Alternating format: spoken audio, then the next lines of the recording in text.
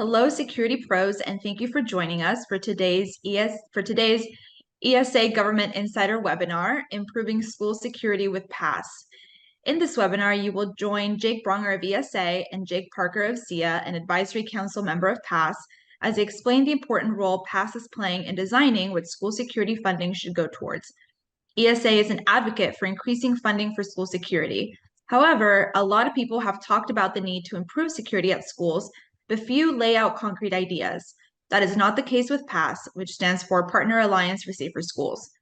PASS is an organization that brings together expertise from the education, public safety, and industry communities to develop and support a coordinated approach to making effective use of proven security practices specific to K-12 environments and informed decisions on security investments. ESA is also a proud PASS partner. I'm Daniela Chavez, ESA's Marketing and Communications Specialist, and I'm excited to lead this webinar today.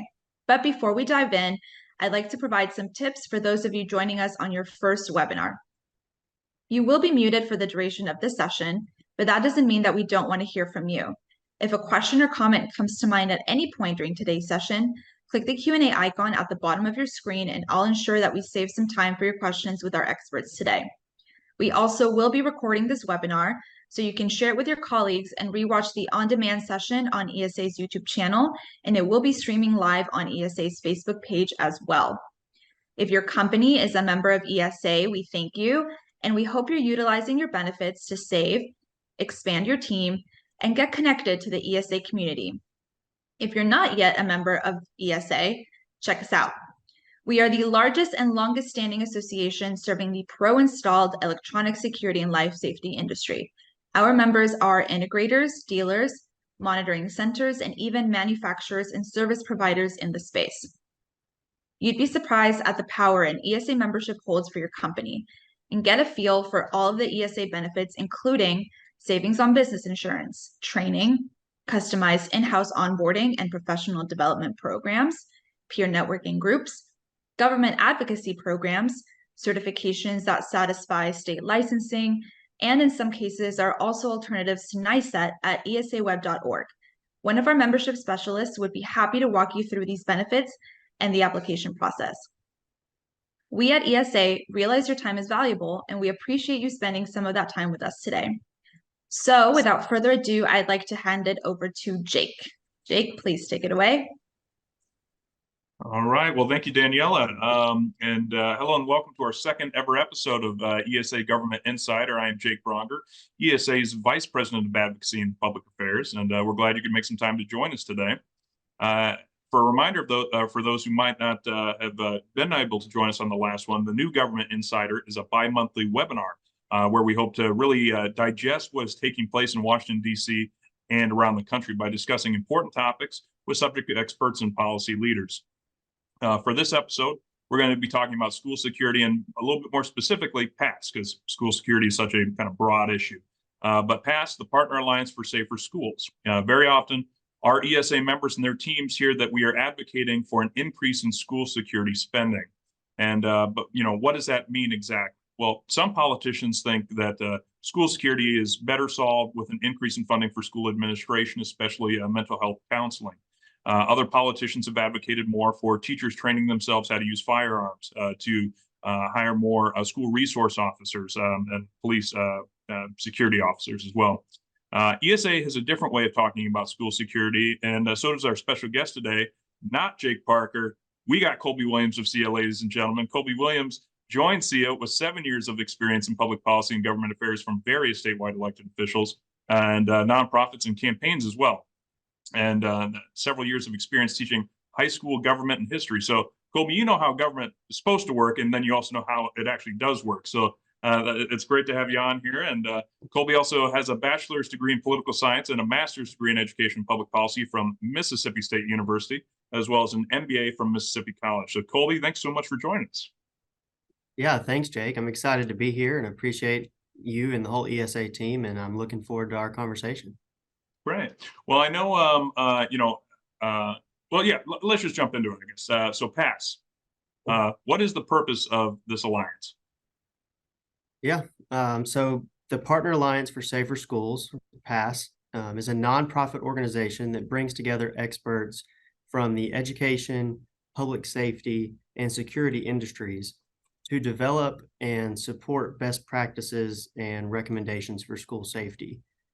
The ultimate goal of the organization is to provide administrators, school boards, school districts, public safety professionals, and so on with the information needed to implement a tiered approach to enhancing school safety based on each school and school district's individual needs. I'll say the primary resource that PASS as an organization, as an entity, is known for are the PASS guidelines. The PASS guidelines help school administrators and public safety officials answer two main questions. That's what should we do and how do we prioritize it? As you can imagine, if you're not well versed in and experienced in securing a facility or public safety, it can be overwhelming to know what measures and what technologies not only exist, but how they should be prioritized, how they integrate and work together. And hiring consultants to make those decisions like a private facility may do isn't usually in the budget for a school or a school district.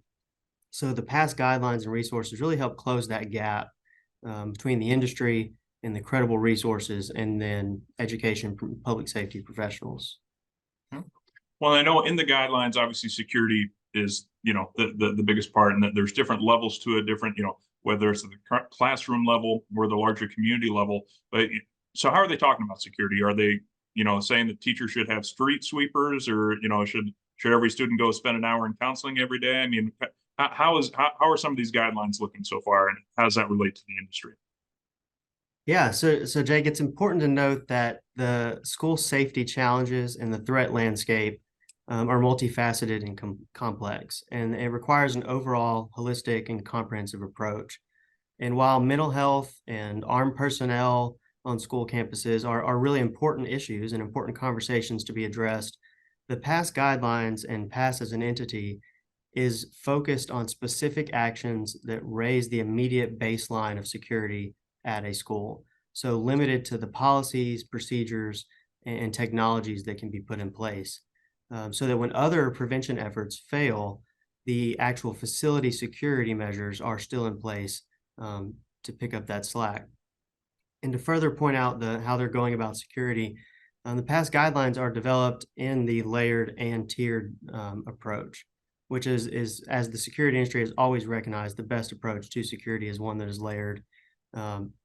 The guidelines, and I am a former teacher, so I'll try not to be long-winded and turn this into a history lesson or anything, but the guidelines describe the security approaches in 5 layers. It starts with the district-wide, then the property perimeter, followed by the parking lot perimeter, the building and perimeter itself, and then the interior of the building and the classroom perimeter. And then within each of those 5 layers, the guidelines provided by PASS create specific components to deter, detect, delay, and respond to incidents if a previous layer has been bypassed. And I won't go into all the details, but within those layers, there are 4 tiers. Tier 1 is a baseline foundational layer of security. Tier 2 builds on that foundation and can be phased in if the available funding and resources are available. All schools should work towards implementation of phase 1 or tier 1 and tier 2.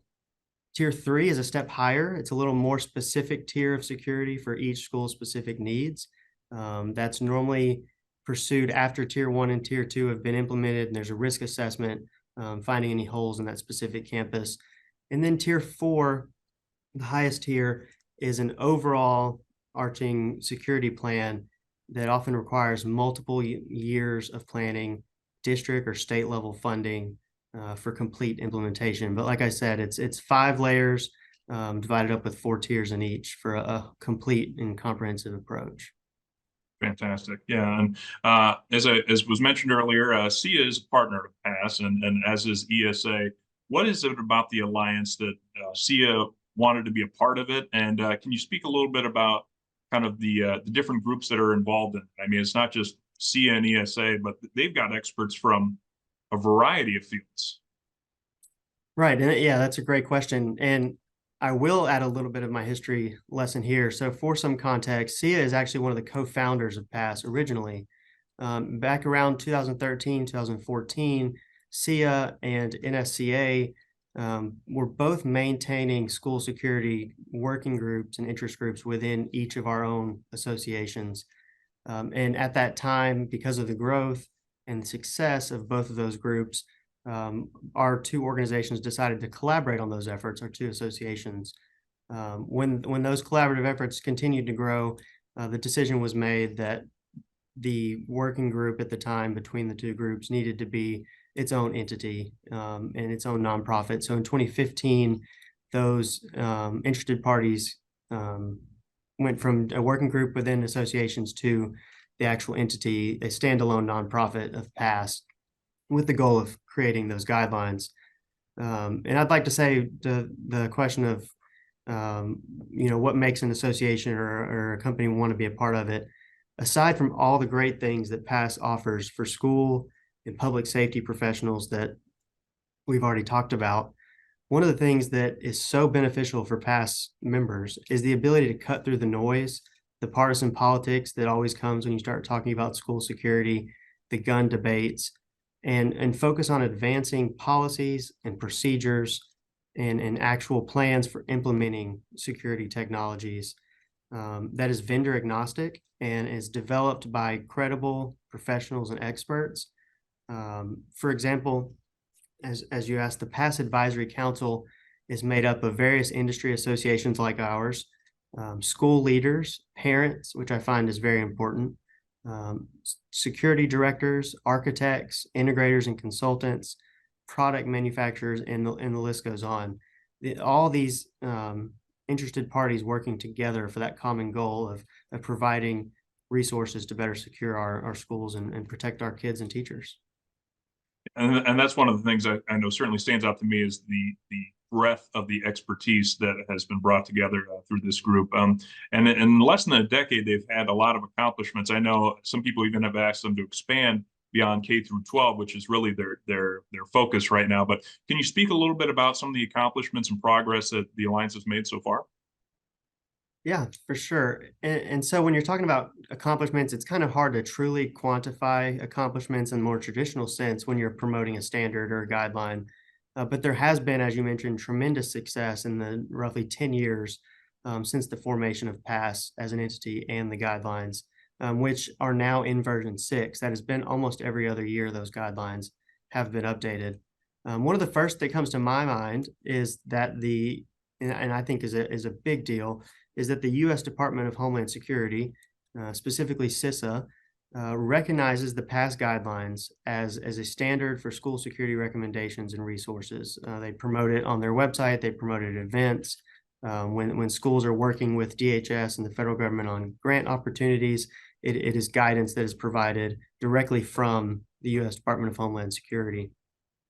And even further on that, the Federal Clearinghouse, schoolsafety.gov, which is a repository of federal and state resources for school safety, also promotes the PASS guidelines. So when a school is reaching out to the federal government about grant money and resources, PASS is right there being promoted by DHS. And I think that's a huge win for an entity that was started as it was, less than 10 years ago. I can also personally, just this year alone, attest to several instances of state legislators developing school security funding legislation based on the PASS guidelines. Some have even referenced the tiers within the guidelines when they're outlining the allowable uses for funds. They have referenced tier 1 and listed out the same uses that were in tier 1 of the PASS guidelines. And it's been crucial in that aspect for state legislators, as I mentioned, who are not experienced in public safety, as a resource to help them develop these grants at the state level. And then not to mention just the vast number of schools across the country that are able to use these guidelines and best practices to better protect their facilities. It really is a tremendous resource. Yeah, and again, I think that helps. It doesn't matter if you're a very well-funded school district or maybe not have quite as much funding. There's guidelines in to where you can make improvements to each school district. So I think that's really something that's important. Well, I want to check back in with Daniela to see if she was paying attention during your history lesson, because everything you mentioned will be on the test. Daniela, do we have any questions from the folks that have joined Colby and I today? All right. So with the questions, let's see here. We have a question. PASS does not endorse specific products or services. So why should integrators and associate members be interested in the alliance? That's a good point, Colby. You had mentioned that it's product agnostic. Can you dive in a little bit more to that? Yeah, so I can say that when creating and promoting a standard procedures and guidelines for implementing technology, especially on a topic like school security, it is crucial for legislators and school officials and public safety officials to not view your document as a selling point for a specific company or a specific product. There's probably nothing that turns off state legislators and those in the public safety and education field when it comes to purchasing than being sold on a product as a safety item versus a set of guidelines and standards that are vendor agnostic, that focus on resources and credible information about what kinds of technology are out there, what their uses are, cost-effective ways of implementing them. We have found it to be critical to avoid the guidelines and standards being turned into a selling point for any specific product. And then on the industry side, it advances the entire industry. It's not picking out winners or losers based on who has the best connections with a certain purchaser at a school or state legislator. Well, and I think, I mean, you mentioned, yeah, a lawmaker's really going to tune you out if you come in and say, hi, I represent such and such company, and do we have a great deal for you? Just, turn over your state budget to us.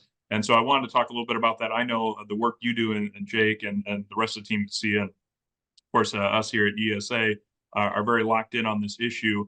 When we talk to lawmakers, a lot of them, I mean, when you mention security, I mean, how many lawmakers can't wait to give a speech to our members, and they want to say how tough they are in security.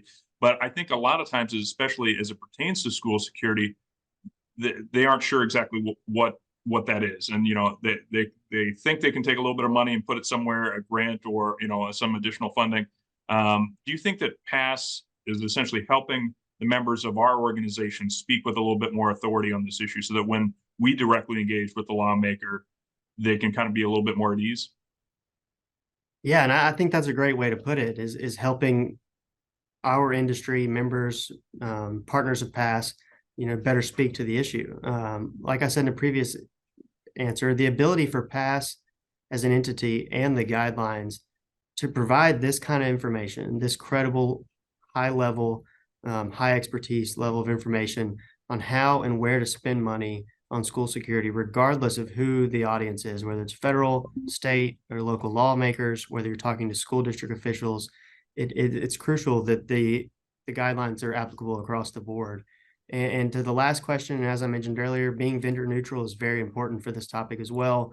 As we both just said, when you go into these meetings with legislators talking about funding, if you're trying to talk holistically about school security funding, but you're selling product X, Y, or Z, it kind of puts a damper on the conversation and kind of turns legislators away.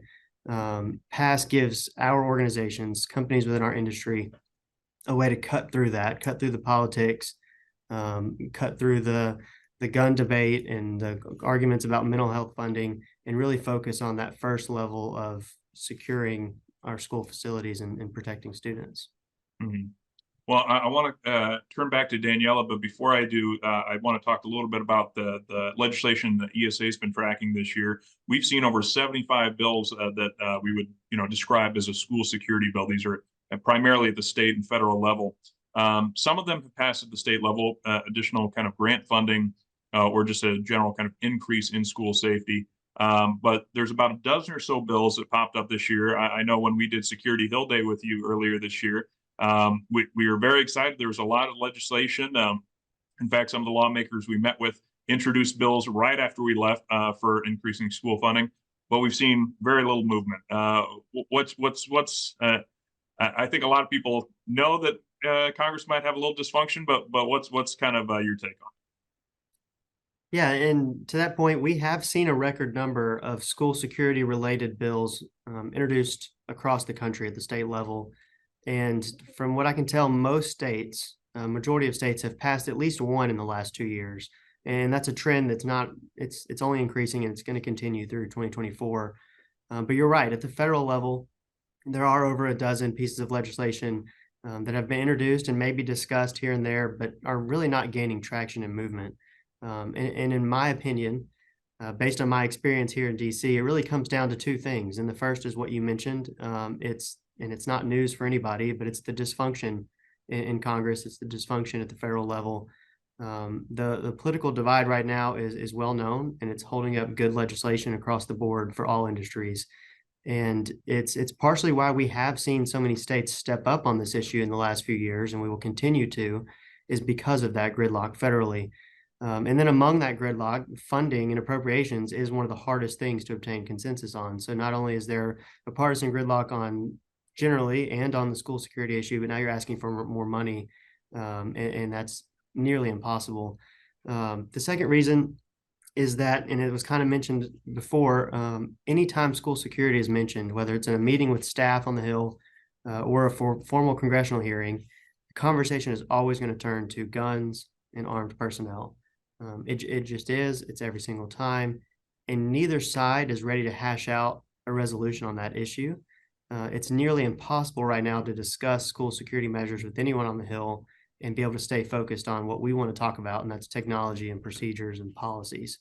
I've been told numerous times in the last few months alone by House and Senate office staff that there's a strong hesitation from on both sides of the aisle to bring up security funding grants, even if it's specifically for technology, because of the concerns that the bill will turn into one that addresses armed personnel and guns. And that, like I said, that concern is coming from both sides. So between the conversation being hijacked into a bigger conversation and the political divide, I would expect that we see states continue to act at a far higher level than we do Congress. Well, I guess when there's a problem to be solved, at least the states are trying to do their best with what they can do. Danielle, I want to check back in, see if we've got any questions from our members watching us here today on this topic. We do. So we do have a question that says, do we need to be a member of SIA to be a member of PASS? I believe that you have to be a member of SIA or ESA, but we can definitely get you more information on that. I don't work for PASS.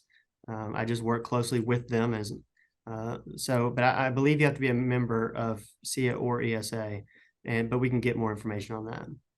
Yeah, I believe there is a like a corporate partnership as well. But essentially, yeah, if you are a member of ESA or SIA, you are already involved with PASS. So we can certainly share the guidelines with you, and we're strongly encouraged to do that, because I think when our members have the guidelines and then they can speak with their state reps, their state senators, and federal lawmakers as well, then they've got the resources ready at their fingertips as well. I want to ask you, Colby, because we talked a little bit about the federal challenges, we'll say, and I won't be picking on too many lawmakers, but there was an interesting bill that came up. Most bills that we've seen have been about increasing school security spending. A bill had recently come up, sponsored in the Senate by Senators Murphy and Senator Liz Warren, called Counseling Not Criminalization in Schools Act. This actually appears to be a bill that would help move funding away from security cameras, facial recognition technology, metal detectors. Is this a concern for the industry, or like I said, it's definitely the anomaly. Most other bills were, how can we increase school safety? This was one that seemed to almost want to take safety out of the schools to a degree. Yeah, and while I have not read the bill in its entirety, we are watching it closely and, as always, engaging here in DC. But I do find this bill concerning if it were to receive any attention, but even if it doesn't, as most bills aren't, it's a trend that we are seeing in the last few years to get away from what they're calling policing schools and focus more on mental health and usually physical security and technologies and funding for such get caught up in that conversation. And I don't think that that is what's best for protecting our schools. Like I said earlier, the conversation about mental health and armed personnel on campuses are important conversations that need to be had. And you can't throw out any of these aspects of school security and expect to address the issue. So I do think it's concerning, and specifically for our industry, it's concerning that there would be support to walk back security technologies and funding for such that are already in place and are actively protecting students and teachers, just because there are other conversations that have not been resolved, such as mental health funding and armed personnel. But yes, we are watching it closely, and hopefully it won't move, but it would be quite concerning. Well, and I think that's what can become so frustrating with this debate, because we know that there's a concern with school violence school shootings. We had, there was the Nashville school shooting that was in the media a lot earlier this year. And I really thought in the wake of that, there would be a little bit more response in the form of school safety and school security funding. And as I mentioned, there's been some roadblocks federally for that. So ESA is going to continue to make this a priority going into next year. I know C is the same, and we're actually going to be joining each other again for the second ever Security Hill Day. I know it's going to be a top issue for us. How important do you think it is, and beneficial would you say that it is for your members, our members, to check out the past guidelines to see how, using their, our members are so fantastic at securing homes and offices and buildings, to kind of use this resource to then bring it to lawmakers. How important do you think it is that our folks take the next step and get involved? Yeah, I think it's crucial, and I would ask anyone on this call to not only do it themselves, but advocate for it and share it with anyone you know. But to just go to their website and check it out, and I think you just put in some of your information, and you can download a PDF copy of the guidelines. I truly believe there is no greater advocacy tool when talking about school security than the past guidelines. From its credibility and its objective nature, it truly gives a picture of what the industry as a whole can and is doing to better protect our kids in our schools. And I, again, highly recommend anyone in our industry to check out the guidelines and see if there's any way that you can help promote and participate in what PASS is trying to accomplish. Great. Well, and it's very well said. Again, it's just like we have so much expertise in our industry, and we have a problem, and we know that we can solve it. And to me, it's just really, it's about that engagement, taking it to the next level.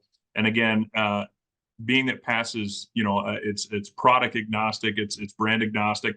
It's about, getting in front of lawmakers and saying, let us protect the kids, let us protect schools and other vulnerable locations. Before I wrap up, though, I did see maybe another chat a question pull up, and I know Danielle is going to be upset with me because she's going to say, "Oh, Jake, you're pressing against that 30-minute limitation." But I want to make sure that our members can get their questions asked and answered if we can. Yeah, absolutely. So this question just came in. How do the guidelines approach facial recognition? Ooh, good question. Colby, you want to take a stab at that one? Yeah, so I don't have them pulled up in front of me, and it's a rather large document. But if you let me see, I was actually trying to pull it up as we speak, but if you do get a copy of the past guidelines, I'd go to their website and get a copy and read through it. Facial recognition and cameras and the more advanced technologies empowering AI are addressed in the guidelines. Like I said earlier, there are different tiers. There's tiers 1 through 4, and if they are successive and build upon one another. So tier 1, the first thing a school should do is not go by facial recognition if they're not even locking their doors. They shouldn't be, buying more cameras if they don't have windows in certain classrooms and hallway doors are wide open. So it's a exhaustive document that does outline different tiers, and those higher level of AI-driven analytical technologies that include biometrics and facial recognition are outlined in the document. Well, and as you point out too, Colby, it's an ever evolving document. I think that's something that's important, especially as we go into next year, where AI will again probably dominate headlines. And I know it's going to be an important issue for a lot of our security members. Is kind of the role that it's going to play and how the government is going to approach limitations and regulations potentially on it. Excuse me, but yeah, so it's going to be very interesting to see how that goes. But with each new edition, we can make improvements, especially as the technology changes in an ever-changing industry. Well, Colby, I want to thank you again for joining us. You were substituted out for the great Jake Parker today, and I think we actually won out on that trade. So I appreciate you joining us. Is there anything you want to talk about before we wrap up today? I don't think so, Jake. I appreciate you guys having me and always appreciate working with you and the ESA team. So appreciate it. Well, thank you. Thanks again. And thanks everyone for joining us for our show today. I've been your host, Jake Braunger. I'm starting to lose my voice already. I can't believe that. But we look forward to you joining us in February's episode. And have a happy and safe holidays, everyone. Thanks so much.